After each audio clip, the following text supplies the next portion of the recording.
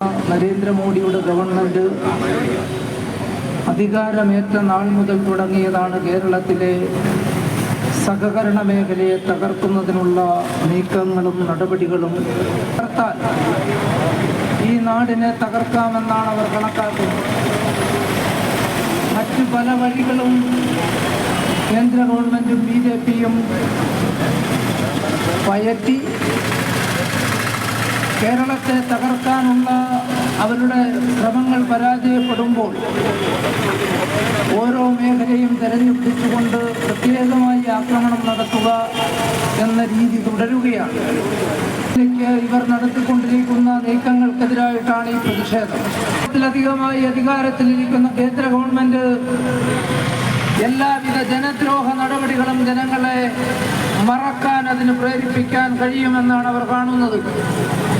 അതിന് വർഗീയതയെ ഫലപ്രദമായ ഒരു മരുന്നായി കണ്ട് ജനങ്ങളിൽ ഭിന്നിപ്പുണ്ടാക്കുന്നതിന് വേണ്ടി വർഗീയത അതിനെ ഉപയോഗിക്കുകയാണ് കേന്ദ്ര ഗവൺമെന്റും BJP-യും.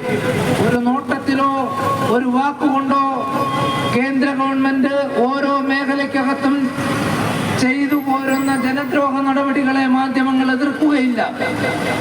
എന്നാൽ സഹകാരികളോ സഹകരണ ജീവനക്കാരോ ഏതെങ്കിലും ഒരു സഹകരണ സ്ഥാപനത്തിലെ ഒരു ചെറിയ വലിയ വാർത്തയാക്കി കേരളത്തിലെ സഹകരണ മേഖല അത് വലിയ കുഴപ്പമാണ് എന്ന് വരുത്തി തീർക്കാനുള്ള ബോധപൂർവമായ പ്രചാരവേല കൊണ്ടുപിടിച്ച് നടത്തും.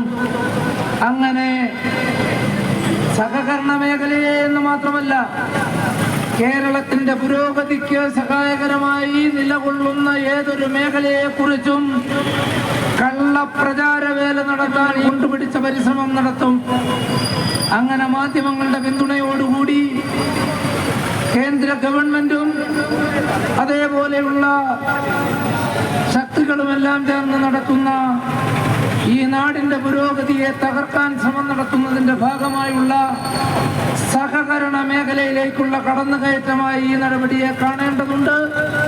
അതുകൊണ്ട് കോഓപ്പറേറ്റീവ് എംപ്ലോയീസ് യൂണിയൻ CIT മുന്നോട്ട് വെക്കുന്ന ഈ ആവശ്യവും മുദ്രാവാക്യവും സഹകരണ മേഖലയിലെ അതുമായി ബന്ധപ്പെട്ട ആളുകളുടെ മാത്രമല്ല, ഈ നാടിന്റെ, കേരളത്തിന്റെ, നമ്മുടെ നാട് ഇതുവരെ നേടിയ എല്ലാ പുരോഗതിയെയും തകർക്കാൻ ലക്ഷ്യം വെച്ചു എന്ന് മനസ്സിലാക്കി എല്ലാ വിഭാഗം ജനങ്ങളും ഈ മുദ്രാവാക്യത്തിന്റെ പ്രാധാന്യവും ഗൗരവവും മനസ്സിലാക്കി സഹകരണ മേഖലയെ സംരക്ഷിച്ച് നിലനിർത്താനുള്ള പോരാട്ടങ്ങളോടൊപ്പം പങ്കുചേരണമെന്ന് അഭ്യർത്ഥിച്ചുകൊണ്ട് ഈ പരിപാടിയിൽ പങ്കെടുത്ത മുഴുവൻ പേരെയും CIT-ന് വേണ്ടി ഒരിക്കൽ കൂടി അഭിവാദ്യം ചെയ്തുകൊണ്ട് ഞാൻ അവസാനിപ്പിക്കുന്നു. അഭിവാദ്യങ്ങൾ.